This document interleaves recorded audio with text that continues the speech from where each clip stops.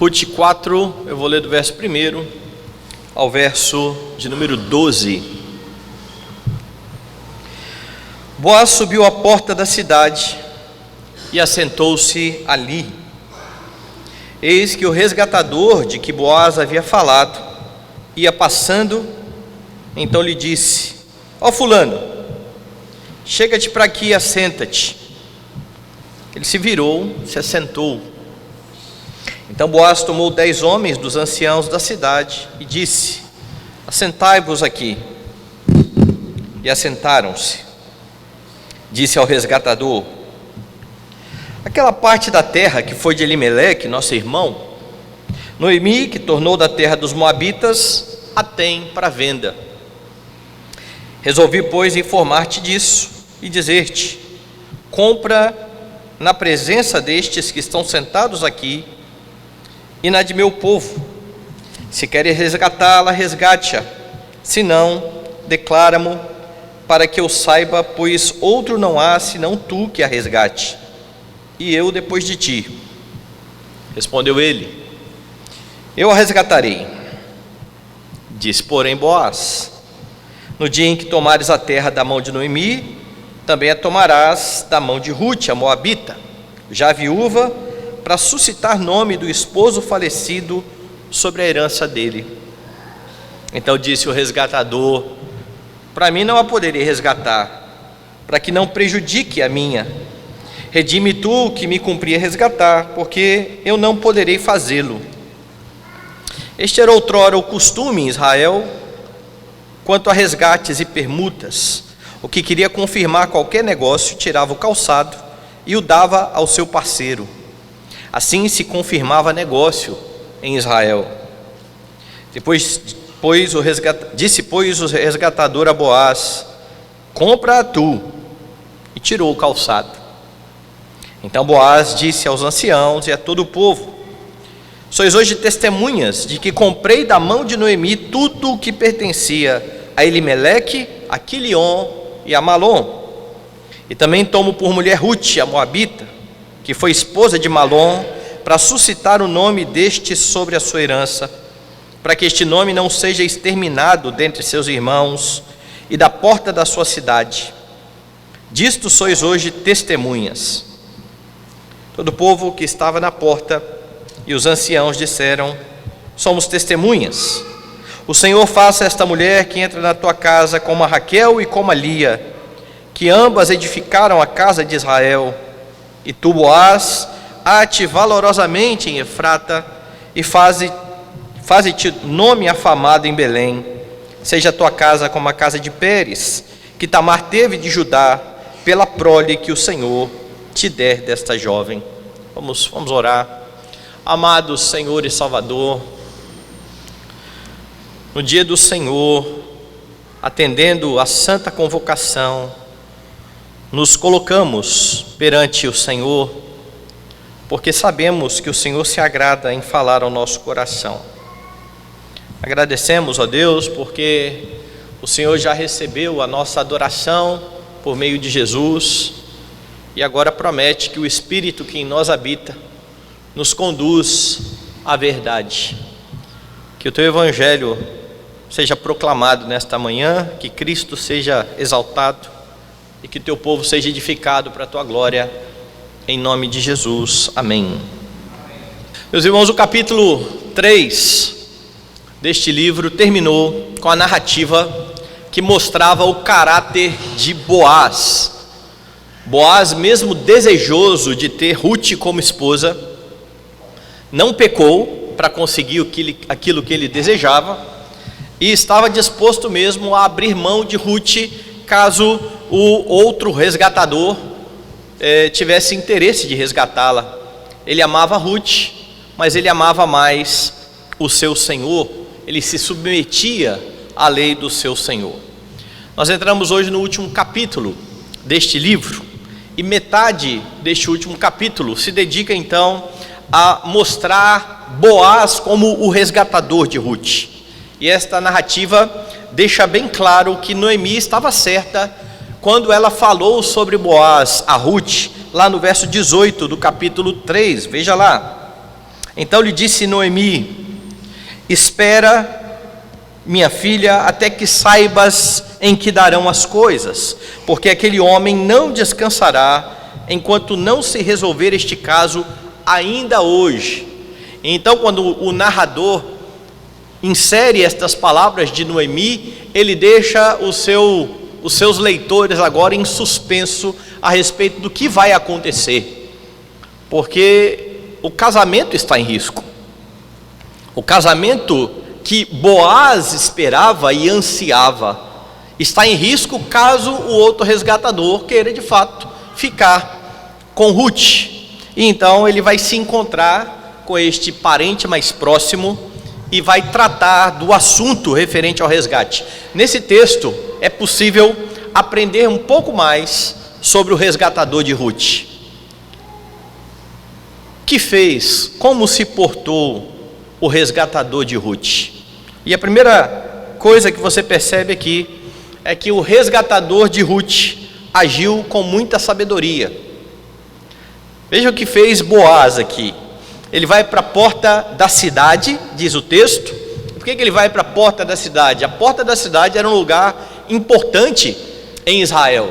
Era o local onde se faziam os negócios. Era o local onde se empenhavam as palavras. E ele então chama este parente para conversar. Veja o verso 1. Boaz subiu à porta da cidade, assentou-se ali. Eis que o resgatador de que Boaz havia falado ia passando. Então ele disse: ó fulano, chega-te aqui e assenta-te. Ele se virou e assentou. E você aqui não sabe sequer o nome deste outro resgatador. O autor do livro deixou isso bem oculto. Fulano, senta aqui. Nós contamos geralmente histórias e usamos esse tipo de expressão, certo? E então ele quer focar naquilo que Boaz está fazendo. Boaz vai se certificar que há ali testemunhas. Ele vai tratar de algo muito importante. Então no verso 2 o texto diz: então Boaz tomou 10 homens dos anciãos da cidade e disse: assentai-vos aqui. E eles se assentaram. E agora então está Boaz, está o fulano, o resgatador mais próximo, e 10 homens ali para ver o que iria acontecer. E Boaz então começa uma conversa, e ele usa de uma estratégia bastante sábia, porque ele começa a conversa apontando para os benefícios que o resgatador teria caso quisesse tomar aquelas terras, caso quisesse ampliar aí as suas posses. Veja o verso 3. Disse ao resgatador: aquela parte da terra que foi de Elimeleque, nosso irmão, Noemi, que tornou da terra dos Moabitas, a tem para venda. E é curioso porque até então você não tinha noção, ao ler o livro, de que Noemi tinha qualquer pedaço de terra. Tanto que elas foram ao campo de Boaz para pegar espigas. Pode ser que a terra tenha ficado abandonada e não tenha produzido nada, e quando elas voltaram de fato, então elas precisavam ir naquele campo. Provavelmente essa terra tinha sido confiscada quando Noemi se foi, quando Elimeleque deixou aquela terra e foi para Moabe. E por que nós pensamos assim? Abra sua Bíblia no segundo livro dos Reis, lá no capítulo de número 8. E aqui você tem uma história parecida. Falou Eliseu àquela mulher cujo filho ele restaurara a vida, dizendo: levanta-te, vai com os de tua casa e mora onde puderes, porque o Senhor chamou a fome, a qual virá sobre a terra por 7 anos. Levantou-se a mulher, fez segundo a palavra do homem de Deus, saiu com os de sua casa, habitou por 7 anos na terra dos filisteus. Então veja, essa sunamita sai de Israel, habita nos filisteus. Ao cabo de 7 anos a mulher voltou da terra dos filisteus e saiu a clamar ao rei pela sua casa e pelas suas terras. Ora, o rei falava a Geazi moço do homem de Deus, dizendo: conta-me, peço-te, todas as grandes obras que Eliseu tem feito. Contava ele ao rei como Eliseu restaurara a vida a um morto, quando a mulher cujo filho ele havia restaurado a vida clamou ao rei pela sua casa e pelas suas terras. Então disse Geazi: ó rei, meu senhor, esta é a mulher, e este o seu filho, a quem Eliseu restaurou a vida. Interrogou o rei a mulher, e ela lhe contou tudo. Então o rei lhe deu um oficial, dizendo: faze restituir-se-lhe tudo quanto era seu, e todas as rendas do campo, desde o dia em que deixou a terra até agora. Então esse caso que acontece aqui, no tempo dos reis, mostra que é bem possível que tenha sido isso que aconteceu no tempo de Noemi. Elimeleque foi embora, a terra foi confiscada, agora ela volta viúva, ela precisa de ajuda para reconquistar essa terra, e agora então ela terá essa terra para venda. Então possivelmente ela já tenha conversado com Boaz a respeito disso, e é por isso que Boaz sabe da terra, e ele agora começa estabelecendo essa conversa com este resgatador mais próximo. E então parece um bom negócio. Por que parece um bom negócio? Porque esse parente resgataria a terra. Noemi já passou da idade de ter filhos, e você sabe disso, porque lá no capítulo 1, veja lá no verso 12, Noemi tinha dito assim: tornai, filhas minhas, ide-vos embora, porque sou velha demais para ter marido. Ainda quando eu dissesse, tenho esperança, ou ainda que esta noite tivesse marido e houvesse filhos, vocês iriam esperar esses filhos? Então lá no começo do livro você sabe, Noemi não tem condição de ter filhos, e ela tem terras. O resgatador toma essas terras da mão de Noemi, aumenta então a sua propriedade. Não há nenhum risco desta terra ser herdada por algum descendente de Elimeleque, porque lembra, a propriedade precisa ficar com estes da mesma família, sendo que vai acabar ali a família de Elimeleque. Ruth não pode mais ter filho. Eu vou empenhar um dinheiro, vou sustentar esta viúva algum tempo e vou ter esse campo, as minhas posses aumentarão. Veja o verso de número 4.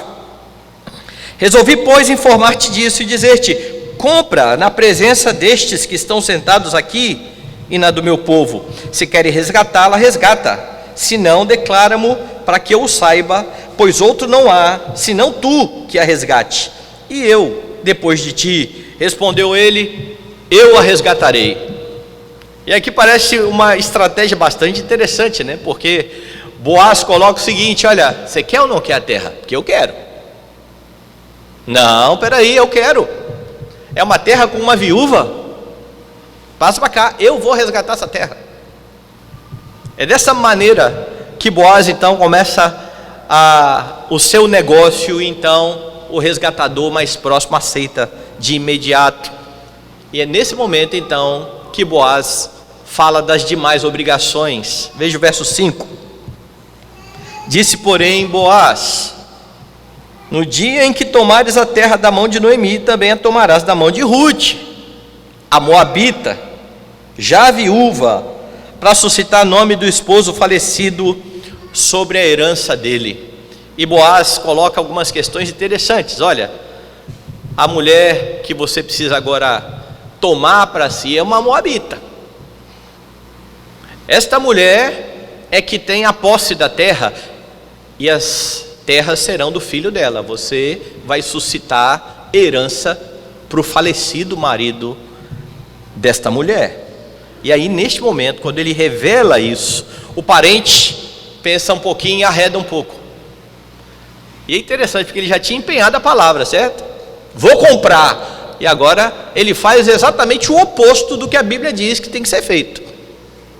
Porque quando você vai lá no livro dos Salmos, o homem que teme ao Senhor, o homem que vai habitar no monte do Senhor, é aquele que jura com dano próprio e não se retrata. Ou seja, é aquele que não volta atrás daquilo que disse.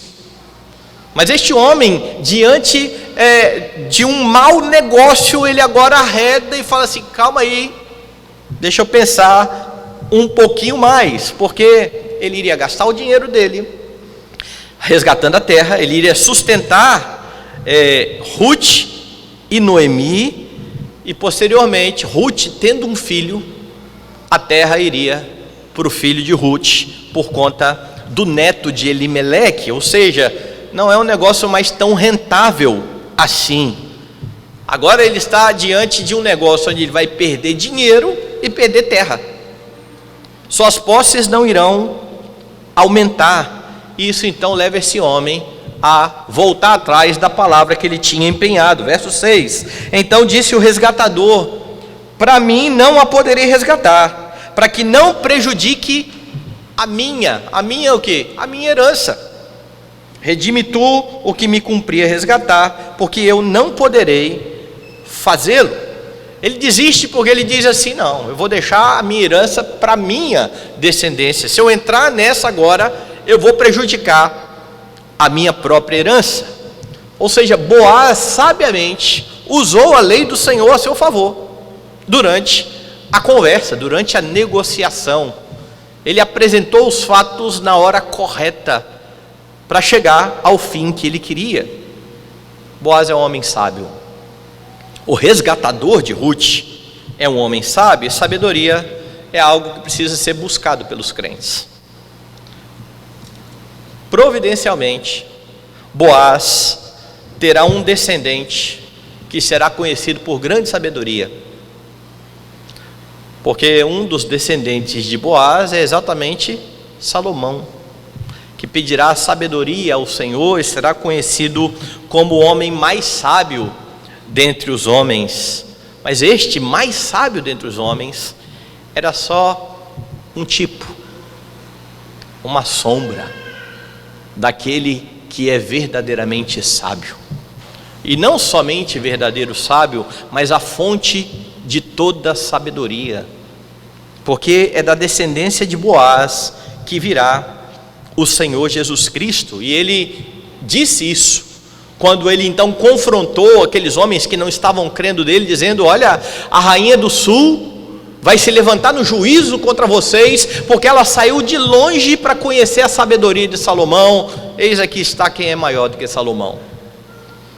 Aqueles homens estavam diante da fonte da sabedoria e não se rendiam a ele.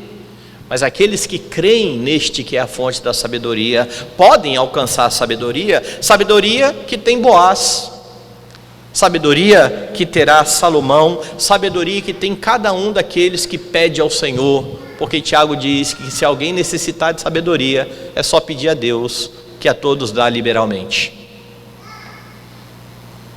Cristo Jesus, o resgatador da igreja, é esta fonte de sabedoria, e aprendendo de Cristo, conhecendo cada dia mais, você também aprenderá a agir de modo sábio. E agir de modo sábio é colocar em prática a palavra de Deus. Há muitas pessoas que são inteligentes, e inteligência e sabedoria são duas coisas diferentes, bem diferentes. Pessoas inteligentes são capazes de decorar dados, de comparar as questões, mas aquele que é sábio pratica, coloca em prática. Não é só uma questão de assentimento intelectual, de entendimento das coisas, mas do quanto isso é colocado em prática e se transforma em atitudes práticas no decorrer da vida. Porque há muitos crentes que conhecem bastante doutrina e que vivem vidas miseráveis, porque não vivem de acordo com a sabedoria bíblica. Não adianta nada conhecimento teológico que não leve o homem aos pés do Senhor em adoração e a prática que glorifica o Deus da sabedoria. Quem ouve a palavra e não pratica, conforme o próprio Tiago, engana-se a si mesmo. E então, como crente, você precisa saber que na sua vida você não precisa ser astutos, você precisa ser sábio. Porque quem tem sabedoria da palavra de Deus não vai ludibriar pessoas para alcançar os seus intentos, vai agir de forma correta, vai colocar as coisas como elas são e de forma sábia irão honrar a Deus nas suas atitudes. Você tem Cristo e Ele é a fonte da sabedoria. O resgatador de Ruth age com sabedoria. O resgatador de Ruth também honrou a sua palavra, diferente do outro. Veja só, o parente mais próximo já tinha dado a palavra, vou resgatar. Quando ele teve mais uma informação, ele disse, não, desse jeito não, dessa forma eu não quero. Então ele volta atrás, porque este homem estava interessado apenas na terra, apenas em aumentar suas posses. Boaz não. Boaz está interessado em Ruth e não na terra. Boaz também já tinha empenhado a sua palavra. Veja o capítulo 3, verso 13, a conversa que ele teve com Ruth. Fica-te aqui esta noite, e será que pela manhã, se ele te quiser resgatar, bem que te resgate. Porém, se não lhe apraz resgatar-te, eu o farei tão certo como vive o Senhor. Deita-te aqui até pela manhã. Diante de Ruth, ele empenha a sua palavra e chama o próprio Deus como testemunha, dizendo, olha, se este homem não quiser resgatá-la, eu vou fazer. Aí vem dois homens que falam que vão fazer alguma coisa, mas um já voltou atrás da sua palavra. Um já se arrependeu do que disse tão rapidamente. E você lembra aqui que de fato Boaz estava disposto a abrir mão de Ruth, mas se o parente mais próximo não quisesse resgatá-la, não quisesse assumir Ruth, ele diz, eu vou fazer isso tão certo como vive o Senhor. E então agora, diante de testemunhas que ele já se cercou, os 10 homens, ele cumpre aquilo que ele prometeu. Veja os versos 7 em diante. Este era outrora o costume em Israel quanto a resgates e permutas. O que queria confirmar qualquer negócio, tirava o calçado e o dava ao seu parceiro. Assim se confirmava negócio em Israel. Disse, pois, o resgatador a Boaz, compra tu, e tirou o calçado. Então Boaz disse aos anciãos e a todo o povo, sois hoje testemunhas de que comprei da mão de Noemi tudo que pertencia a Elimeleque, a Quilion e a Malom. E também tomo por mulher Ruth, a Moabita, que foi esposa de Malom, para suscitar o nome deste sobre a sua herança, para que este nome não seja exterminado dentre os seus irmãos e da porta da sua cidade. Disto sois hoje testemunhas. Então, o comentário que o narrador faz aqui no verso 7 é bastante interessante, porque mostra que no tempo em que este livro foi escrito, o livro de Ruth, esse costume que ele cita já não era mais praticado. É por isso que ele precisa explicar, olha, naquele tempo, quando isso aconteceu, para firmar o negócio, era assim que eles faziam. Vez por outra a gente fala isso, né? Antigamente o homem falava, é só tirar o fio do bigode, está aqui, ó, a minha palavra empenhada. Hoje o pessoal não usa nem bigode, mas, né, quanto mais empenhar a palavra com o fio do bigode. É um costume que se foi, que não é mais praticado, mas ele está explicando exatamente isso. Na conversa com este homem, Boaz faz questão de agora manter a sua palavra diante das testemunhas. Esse livro, como eu mencionei lá na introdução, foi escrito provavelmente depois da ascensão de Davi ao trono. Então já passou bastante tempo desde que Boaz fez isso, e o povo então não sabia mais desse tipo de costume. Mas o que o narrador quer mostrar é que com essa cerimônia aqui que foi feita, de tirar o calçado e dar para o outro, o direito que era do resgatador mais próximo agora passou para Boaz. Ele agora tem o legítimo direito de tomar aquelas terras e de tomar a Ruth por esposa. E então, diante das testemunhas, ele também se torna o resgatador. Mas uma outra palavra para resgatador ele se torna o redentor de Ruth. Ele paga o preço a fim de comprar Ruth. Parece familiar? É isso que Boaz está fazendo aqui. Diante das testemunhas, ele resgata Ruth. Nos versos 9 e 10 fica enfatizado, diante dos anciãos, tudo que pertencia a Elimeleque, a Quilion e a Malom, ou seja, a terra de Elimeleque que passaria para os filhos, agora pertence a mim, e agora eu tomo por mulher a Ruth. Ele toma a Ruth por esposa com o compromisso de suscitar descendência a Malom, para que o nome de Malom permaneça sobre a terra. Boaz havia acordado com Ruth, e no momento propício, ele paga o preço do seu resgate. E Ruth, que já tinha declarado a sua fé em Yahvé, agora resgatada por Boaz, tornando-se a esposa de Boaz, estava oficialmente como um membro do povo pactual, porque até então ela era uma espécie de prosélita. Lembra dos prosélitos que vão aparecer no Novo Testamento? Pessoas que criam em Yahvé, mas que não tinham se submetido, por exemplo, à circuncisão. Eles iam ao templo, eles adoravam Yahvé, mas eles não eram formalmente membros do povo. Eles não tinham recebido o sinal da circuncisão. Ruth, é lógico, não poderia receber o sinal da circuncisão. Como é que ela estaria ligada ao povo? Por meio do marido. E agora, com o casamento selado, ela oficialmente faz parte do povo pactual. Esse resgate, então, ou redenção, promovido aqui por Boaz, aponta para a gloriosa obra de Jesus Cristo. Porque na eternidade, meus irmãos, Jesus entrou em acordo, não foi com o povo. Jesus entrou em acordo com o seu Pai. Jesus se comprometeu em morrer pelo seu povo.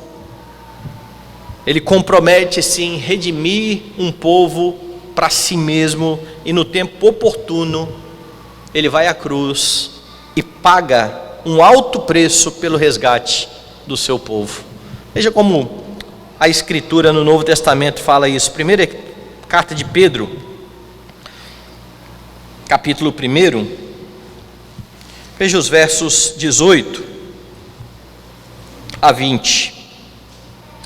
Sabendo que não foi mediante coisas corruptíveis como prata ou ouro que fostes resgatados do vosso fútil procedimento que vossos pais vos legaram, mas pelo precioso sangue como de cordeiro, sem defeito, sem mácula, o sangue de Cristo, conhecido com efeito antes da fundação do mundo, porém manifestado no fim dos tempos, por amor de vós.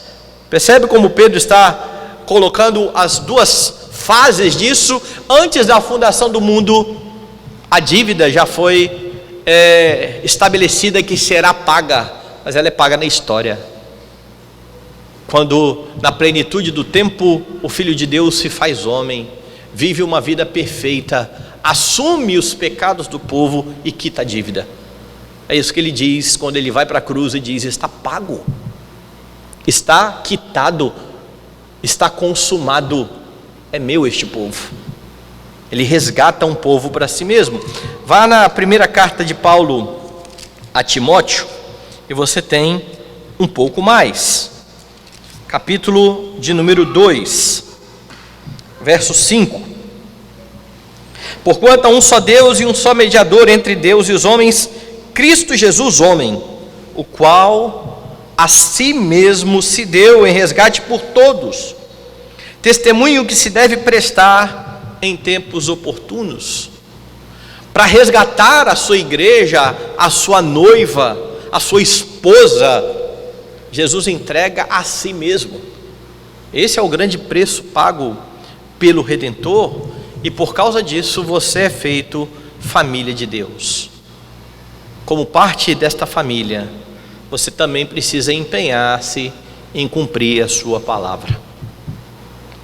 Você precisa se empenhar para ser como o seu Salvador, aquele que jura com dano próprio e não se retrata, aquele que vai até as últimas consequências, quando empenha a sua palavra, pois é isso que é exigido do Senhor aos servos. Quando ele diz, não dirás falso testemunho, está exatamente falando a respeito desse tipo de comportamento que devem ter os filhos de Deus. E você empenha a sua palavra de várias formas. Você faz isso, você honra a sua palavra de várias formas. Você faz isso comprometendo-se com a verdade e falando a verdade. Quando Paulo, no Novo Testamento, fala a respeito deste modo de vida dos crentes, os crentes, eles deixam a mentira e falam a verdade.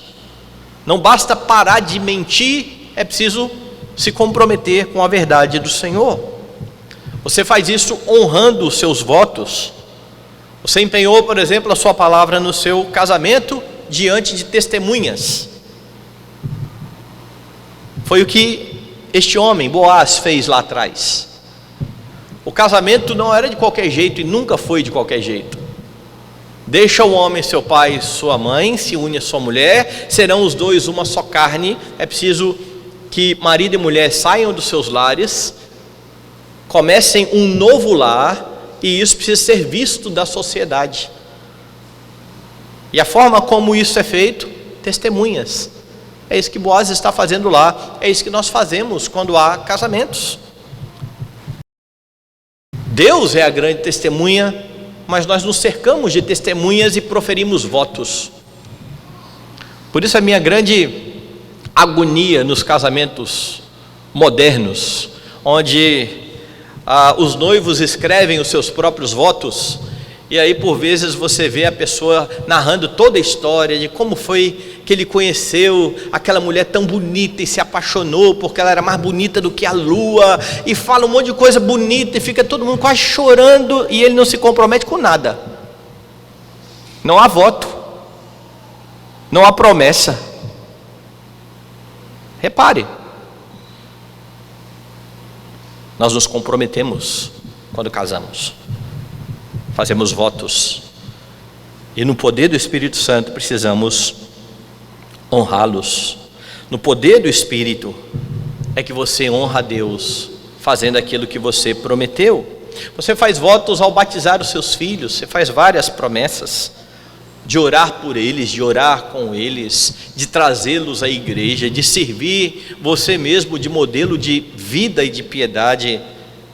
E é no poder do Espírito Santo que você pode cumprir estes votos. Você foi redimido por Cristo, a fim de viver cada um dos seus dias para a glória dele, e como membro do corpo de Cristo, você carrega o nome do seu Redentor, precisando honrar esse nome bendito, porque quando você empenha a sua palavra, você o faz diante de Deus. Quando você deixa de cumprir a sua palavra, significa que você está tomando o nome de Deus em vão. Lembra do que Deus ameaça na lei? Deus não terá por inocente aquele que toma o seu nome em vão. Na história você tem dois homens, um que empenha a palavra e volta atrás, e um que vai até o fim, apontando para Jesus Cristo. O resgatador de Ruth mantém a sua palavra, honra a sua palavra. O resgatador de Ruth foi abençoado pelo povo. É assim que termina esta parte da narrativa. Diante da atitude bondosa e amorosa de Boaz para com Ruth, o povo agora roga a bênção de Deus sobre ele, sobre Ruth e sobre a sua família. Aqueles que estão ali como testemunhas vão fazer isso. Veja no verso 11.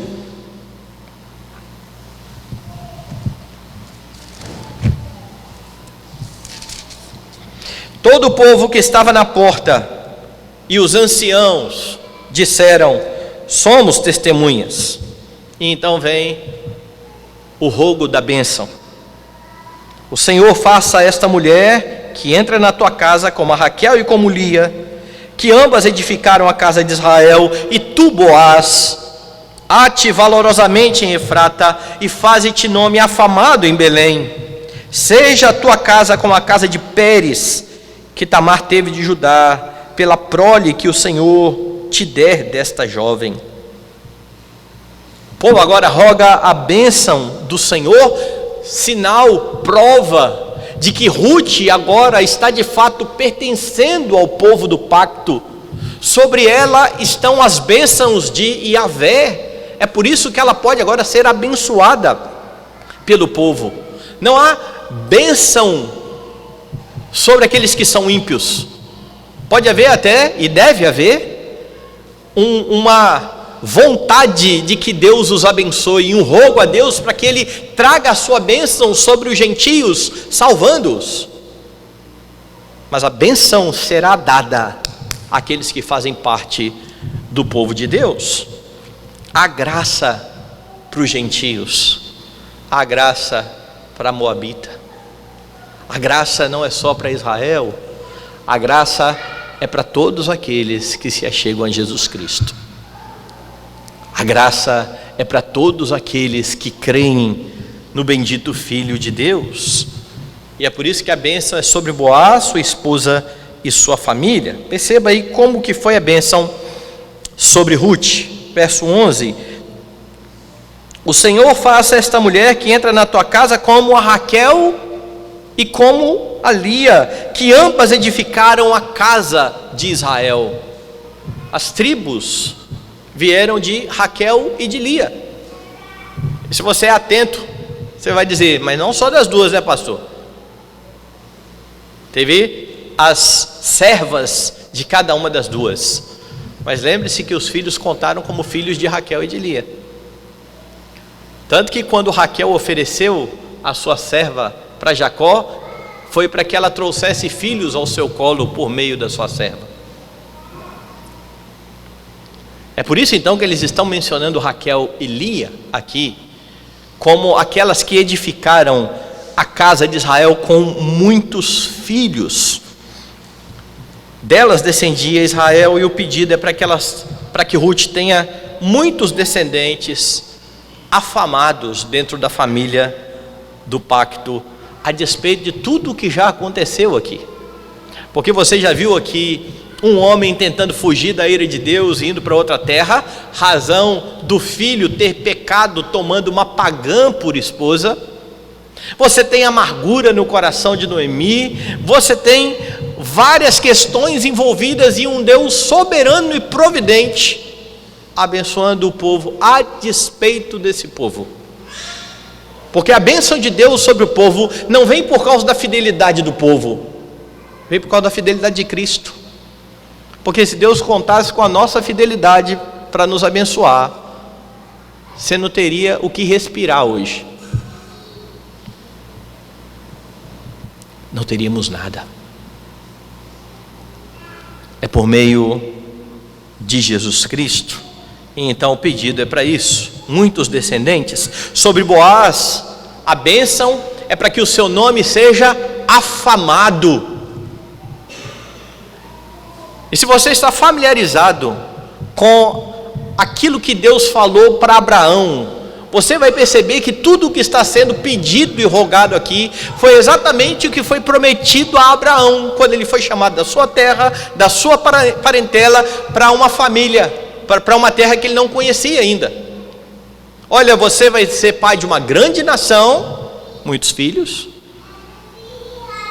Eu vou abençoar os que te abençoarem, amaldiçoar os que te amaldiçoarem. Em ti serão benditas todas as famílias da terra. E agora você tem uma Moabita aqui, sendo abençoada.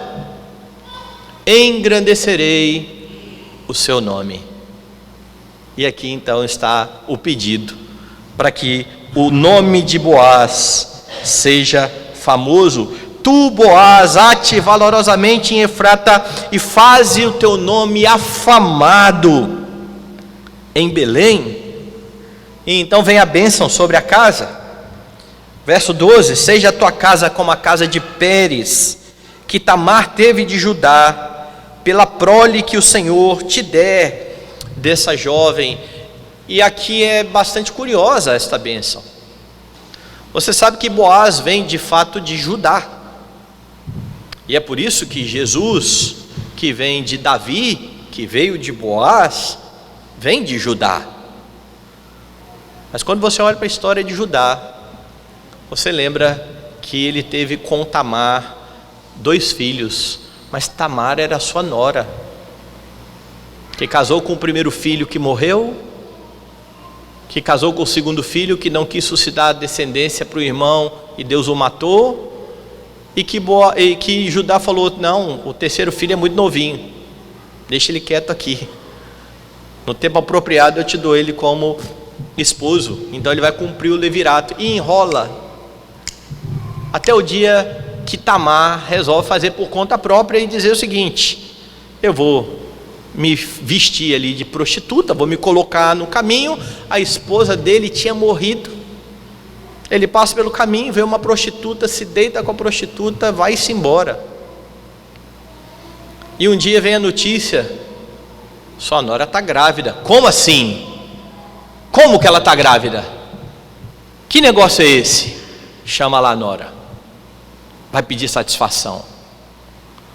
O pai da minha criança é o dono desses objetos aqui. Ele tinha deixado o bordão com ela, ele não tinha dinheiro.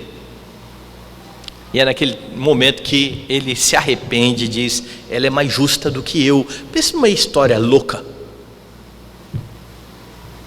E então vão nascer gêmeos desse levirato.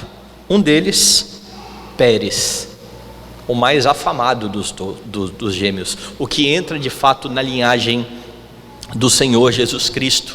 Então a menção aqui a essa história mostra uma semelhança na questão do levirato, e mostra como Deus é misericordioso a despeito dos pecados dos homens. Apesar de Boaz não estar pecando em tempo algum, diferente do que aconteceu lá atrás. Mas Ruth é uma mulher que vem de fora do povo de Deus, que por amor a Yahvé é agora parte desse povo. Deus é bom, Deus é misericordioso, Deus é gracioso para com os seus. A bênção é para que eles tenham tantos descendentes e tão afamados como os seus antepassados. E se você quiser saber se essa bênção se cumpriu ou não, leia depois a genealogia do Senhor Jesus Cristo ali em Mateus, a partir do momento em que ele diz que Boaz e Ruth tiveram um descendente. A partir de então, todos aqueles que estão ali, todos aqueles nomes famosos na história de Israel, são fruto disso, da bênção que está sendo rogada pelo povo. Então todas essas petições, todas elas se cumpriram, não por causa do povo, mas por causa daquele que viria. O Senhor concedeu a Boaz um descendente cujo nome está acima de todo nome. E se Boaz é um homem famoso na história, e se Davi é um rei afamado, e se Salomão é o mais sábio de todos os homens, Jesus Cristo é aquele que perfeitamente tem todas essas qualidades destes homens em um grau ainda mais elevado, mas sem nenhum dos pecados que eles cometeram. Por isso o nome que está acima de todo nome. Deus atende orações. Você aprende isso aqui. Este povo está rogando a bênção e Deus atende. Quando as orações não estão em acordo com a vontade de Deus, Deus responde de forma diferente daquilo que foi pedido, mas Ele responde e ordena ao seu povo que se conforme à sua vontade. Mas quando as suas orações estão em acordo com a vontade de Deus, você recebe de fato aquilo que você pediu. E é por isso que você ora e diz ao Senhor: seja feita a tua vontade, confiando que o Deus a quem você ora é esse Deus maravilhoso e gracioso que está conduzindo a história dessa gentia que agora é uma ascendente do próprio Redentor. Saber que o Senhor está atento à oração do seu povo deve levar você a se colocar diante dele e colocar diante dele as suas petições. Você pode rogar inclusive que Deus traga a sua bênção àqueles que ainda não são seu povo, para quem você prega o Evangelho. Isso não significa que Deus trará essa bênção do novo coração, mas nós precisamos desejar que inimigos de Deus sejam transformados e sejam tornados amigos do Senhor. Eu tenho me preocupado bastante com algumas colocações de crentes, principalmente por conta do momento político. Dia desses eu ouvi de novo, eu já ouvi isso várias vezes. Na Escritura nós temos muitas orações imprecatórias, orações quando o povo de Deus, por exemplo, dizia que bendito é aquele que pegar os filhos dos inimigos e esmagá-los contra a pedra. E você precisa entender que o contexto ali era um risco à linhagem do Messias que está aqui. Daí a oração imprecatória. Mas no Novo Testamento você tem a ordenança de orar inclusive pelos inimigos. Dia desses eu ouvi mais uma pessoa dizendo: eu estou orando para que o presidente Lula morra. Conquanto eu tenha todas as minhas diferenças com o atual presidente da República, que eu saiba que ele é um ímpio, como o outro também era ímpio, por que a oração não é: Senhor, converta o coração do presidente? Será que Deus não tem condições de converter o coração? Ah, mas Lula é terrível. Paulo também, a ponto de dizer: eu sou o principal dos pecadores. Quando nós optamos em dizer para Deus matar alguém em vez de transformar o coração, é quase uma confissão de que nós não cremos que Deus muda corações. A Escritura fala para orar pelo rei, para orar pelas autoridades. Peça ao Senhor. Quem sabe? Nós não sabemos os propósitos do Senhor. E ainda que o Senhor não atenda essa petição, viva para a glória dEle. Não peque, porque aquilo que você gostaria que estivesse acontecendo, não está acontecendo. Deus ouve orações, meus irmãos. Não duvide disso. Um minuto sequer. Você pode rogar que Deus abençoe aqueles para quem você compartilha o Evangelho todo dia, no seu trabalho, na sua família. Pastor, mas meu pai eu acho que nunca vai converter. Ô homem de coração duro. Minha mãe não tem jeito para ela. O Evangelho é o poder de Deus para a salvação do que crê, primeiro do judeu e também do grego.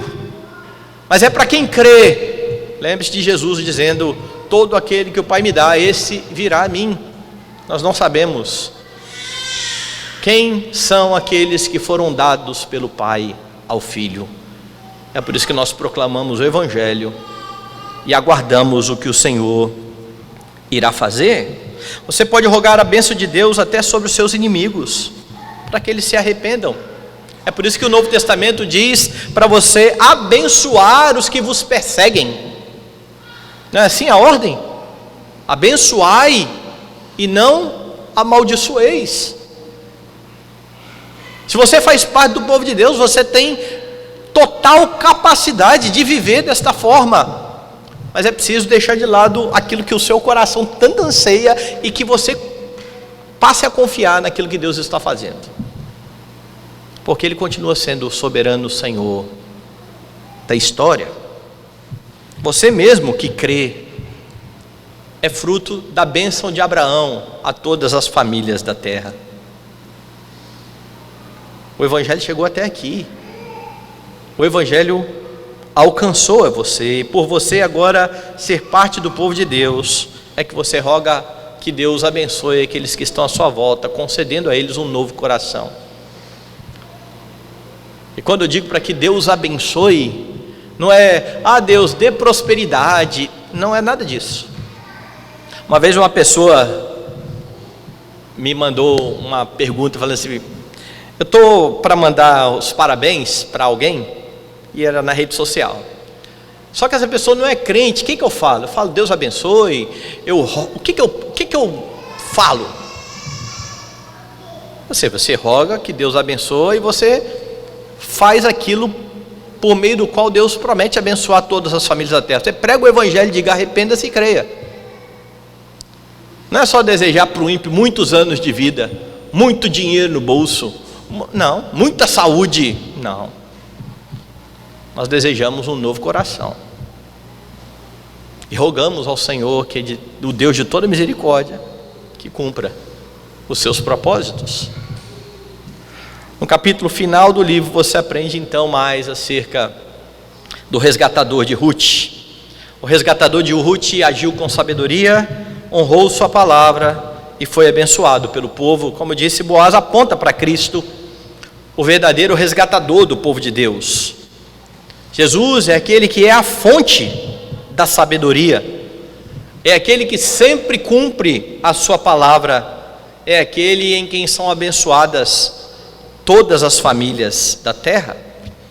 Se Boaz foi bondoso para com uma gentia, ele estava apenas espelhando o que Yahvé disse que faria com todos os gentios eleitos, que são agora parte do Israel de Deus, que estavam afastados da comunidade da aliança e que foram aproximados e foram feitos família de Deus. Mas há um outro contraste aqui nesse livro com respeito ao que fez o Senhor Jesus Cristo no Novo Testamento, que eu acho bastante interessante, porque o parente mais próximo de Elimeleque não quis cumprir o levirato, arredou o pé da sua palavra, porque ele não queria prejudicar a sua herança. Casar-se com Ruth envolveria um sacrifício pessoal dos seus bens e dos bens da sua prole. E isso contrasta de forma maravilhosa com o que fez Jesus Cristo. Porque Cristo, o resgatador dos eleitos de Deus, por amor do seu povo, abre mão da sua vida. Ele sacrifica-se pessoalmente, ele se entrega à morte, terrível morte de cruz, pagando o preço pelos pecados, para que você pudesse obter redenção. E quando você obtém redenção nele, que é o herdeiro de todas as coisas, você se torna também um co-herdeiro com ele. Como diz Paulo: se sois de Cristo, sois também descendentes de Abraão e herdeiros segundo a promessa. Cristo, o herdeiro de todas as coisas, redimiu a sua vida, tornando você co-herdeiro com ele. Louve a Deus por tão grande redenção que alcançou também gentios.